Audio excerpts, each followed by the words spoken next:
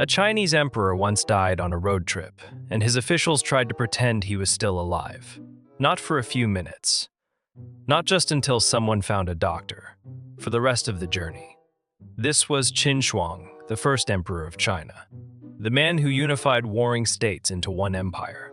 The man who standardized writing, coins, laws, roads, and measurements. The man who wanted his empire to last forever. And then he died while traveling. That was inconvenient. Very inconvenient. Because when a normal person dies on a trip, the family becomes sad. When the first emperor dies on an imperial tour, the entire political system starts sweating through its robes. Who announces it? Who controls the body? Who controls the imperial seal? Who controls the documents? Who becomes the next emperor? Who gets killed if the wrong person finds out first? This is the strange story of the dead emperor who kept traveling. It sounds like dark comedy. It is dark comedy. But it is also one of the most important succession crises in early Chinese imperial history. Qin Shi Huang had spent his life building control. He did not just want to rule one kingdom. He wanted to rule all under heaven. Before Qin unified China, the land had been divided among rival states for centuries. They fought. They made alliances. They betrayed alliances. They built armies and walls and administrative systems. Then Qin defeated them one by one. By 221 BC, Qin Shi Huang stood at the top. He did not call himself king anymore. He created a new title, emperor. That is a very bold move. Most people get a promotion and change their business card. Qin Shi Huang conquered rival states and invented a new level of boss. His empire was powerful, strict, and terrifyingly organized. The Qin state believed in harsh laws and centralized control. Local elites were weakened. Writing was standardized. Weights and measures were standardized. Roads connected the empire. Officials answered to the center. Everything was supposed to move through one system. One empire. One ruler. One will. But there was one problem Qin Shi Huang could not standardize. Death. He hated that problem. Like many powerful rulers, he became obsessed with immortality. He searched for ways to live forever. He sent people looking for magical islands and immortal beings. He took substances that were supposed to help him survive death. Some of them may have contained mercury, which is a terrible choice if your goal is health. In other words, the first emperor wanted eternal life and may have been poisoning himself while looking for it. History has a very dry sense of humor. In 210 BC, Qin Shi Huang was on an imperial tour in eastern China. Imperial tours were not vacations. They were political theater. The emperor traveled through the empire to show power, inspect territory, perform rituals, and remind everyone that the center was watching. The emperor's presence was a message. Then he died. Suddenly, the message became a corpse. The people around him faced a nightmare. The emperor's death could not simply be announced like a weather report. The succession was politically dangerous. His eldest son, Fuzhu, was away at the northern frontier. Fuzhu had a reputation for being more moderate and had criticized some harsh policies. Another son, Huai, was traveling with the emperor. Also present were powerful officials, including Li Si, the chancellor, and Zhao Gao, the palace insider who would later become infamous. If the death became public too soon, the empire might shake. If Fuzhu took power, some people would win and others would lose. If Huai took power, different people would win and others would lose. So the men near the dead emperor made a choice. Keep it secret. The emperor would continue traveling. Technically, the emperor was no longer doing much ruling or breathing, but the procession continued. Orders were still sent out in his name. Food was still brought to the imperial carriage. The illusion had to be maintained. Imagine being a servant near that carriage. Everyone is acting normal. Nobody is allowed to say the obvious. The most powerful man in the world is inside, except the most powerful man in the world is dead. That is not a government. That is a very expensive puppet show with armed guards. Then came the smell problem. Bodies do not care about politics. A dead emperor is still a dead body. The journey was long. The weather was hot. The officials needed to hide what was happening. According to the famous story, carts of salted fish were placed near the imperial carriage to cover the smell. This is one of those historical details that feels too absurd to invent. The first emperor of China, the man who unified the realm, was being escorted home while fish odor helped protect a political secret. That is the kind of scene history gives you when it wants to remind you that power is ridiculous. The emperor wanted immortality. Instead, he got a fish, scented cover, up. But the comedy hides a much darker political move. During this secret journey, the succession was manipulated. Zhao Gao and Li Si supported Hu Hai. A forged or manipulated order was sent to Fuzhou, telling him to commit suicide. Fuzhou obeyed. The general Meng Tian connected to him was also destroyed. Hu Hai became the second emperor of Qin. This was a disaster. Hu Hai was not prepared to hold the empire together. Zhao Gao gained enormous power over him. The Qin system, already harsh and stressed, became even more unstable. Rebellion soon erupted. Within a few years, the mighty Qin dynasty collapsed. Think about that. Qin had conquered all rival states. It had built a huge centralized system. It had created the title of emperor. It had changed the direction of Chinese history. And after the first emperor died, the succession was handled like a secret crime scene hidden behind salted fish. That is not a stable foundation. The dead emperor's journey reveals something important about Qin power. The empire looked incredibly strong, but so much depended on one man.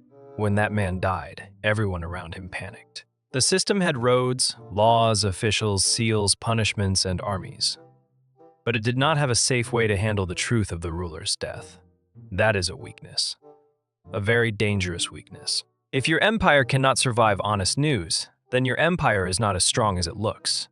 Qin Shi Huang spent his life building control. But after he died, control passed to the people who controlled information, who knew he was dead, who had access to the seal, who could draft the order, who could decide which son heard what, who could keep everyone else away from the truth. That is where Zhao Gao becomes so important. He was not a battlefield conqueror. He was an insider. And in a succession crisis, insiders can be more dangerous than generals. A general controls soldiers, an insider controls access. Access to the ruler. Access to documents. Access to the version of reality that everyone else receives. When the ruler is dead and nobody knows, access becomes everything. For cartoon history, this episode is almost too visual. A giant imperial procession moving across the road. Officials sweating nervously. A sealed carriage with a dead emperor inside. Carts of fish rolling nearby. A fake normal meal being delivered. Secret documents being written. One son far away receiving a fatal command. Another son being positioned for the throne. The empire holding its breath because the truth smells worse every mile. It is funny because the image is absurd. It is disturbing because the consequences were enormous. The cover up did not just hide a death. It changed the succession. It helped put Hu Hai on the throne. It helped empower Zhao Gao. It helped push Qin toward collapse. A dead emperor kept traveling, and the empire followed him toward disaster. There is also a strange irony in Qin Shi Huang's obsession with immortality. He feared death so much that he searched for ways to escape it. He wanted his dynasty to last 10,000 generations. He wanted his rule to become permanent. But his death was hidden, manipulated, and used by others almost immediately. The man who wanted eternal control lost control of his own succession. That is one of history's cruelest jokes.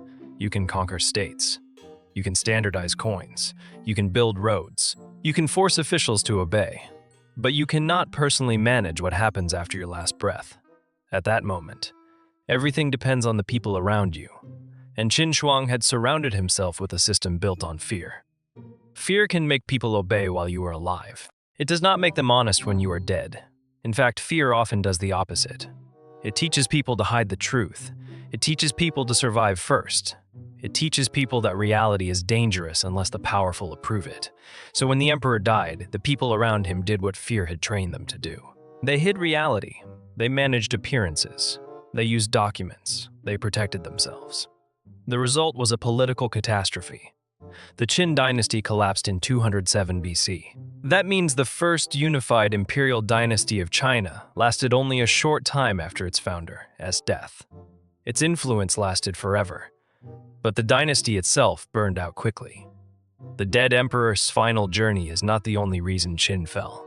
The laws were harsh, the people were exhausted, the empire was newly conquered. The government demanded too much. Rebellions had many causes. But the secret death and manipulated succession made everything worse. It turned a difficult transition into a disaster. It put weakness at the top exactly when the empire needed stability. It gave Zhao Gao room to grow into one of the most destructive insiders in Chinese history. It showed that the empire's biggest danger was not only outside rebellion, it was the palace itself. So remember this image. The first emperor, who wanted to live forever, a carriage rolling home, officials pretending nothing had happened, salted fish covering the smell, a forged command traveling faster than the truth, and an empire about to discover that hiding a death cannot save a dynasty. Qin Shi Huang built an empire around himself. Then he died. And for a little while, everyone acted as if the center still held. But the center was already gone. The carriage kept moving. There's another reason this story matters. It shows how political systems can become allergic to truth. Everyone near the carriage probably understood that something was wrong. The routines were too careful. The secrecy was too heavy. The officials were too nervous. But in a fear-based empire, noticing the truth is not the same as being allowed to say it. The truth had to wait until the people controlling the lie were ready. That is a very dangerous habit for a government. Because once leaders learn they can hide reality for convenience, they may start doing it again. A hidden death becomes a hidden succession. A hidden succession becomes a broken dynasty. And by the time ordinary people learn what happened, the people with power have already moved the pieces. That is why the fish detail is so memorable. It is funny, yes. But it is also a symbol. The smell of reality was escaping. The final journey also shows how strange imperial image making can become. The emperor's body was no longer alive, but the performance of emperorship continued. People still acted as if power was sitting in the carriage. Meals were still delivered. Orders still moved. The route still mattered. The silence still had to be protected. In a way, the dead emperor was still ruling because everyone around him kept obeying the idea of him. That is one of the strangest things about monarchy. Sometimes the symbol is so strong that it keeps moving even after the person is gone. But symbols cannot solve succession. They cannot choose wisely. They cannot stop ambitious men from using them. The carriage looked like authority. Inside was absence, and into that absence stepped the people who were ready to write the next command.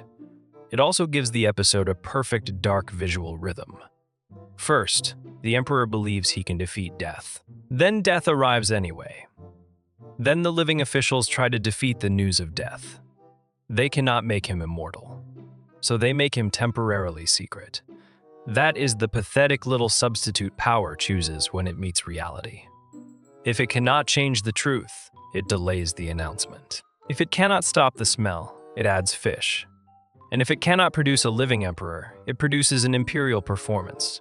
That is why this is not only a story about a body on the road. It is a story about the empty space power leaves behind when the ruler dies too suddenly.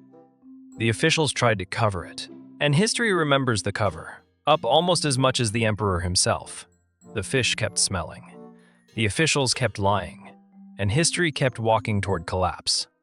In the end, the emperor who searched for immortality did become unforgettable. Just not in the way he wanted. He became the dead ruler who kept traveling.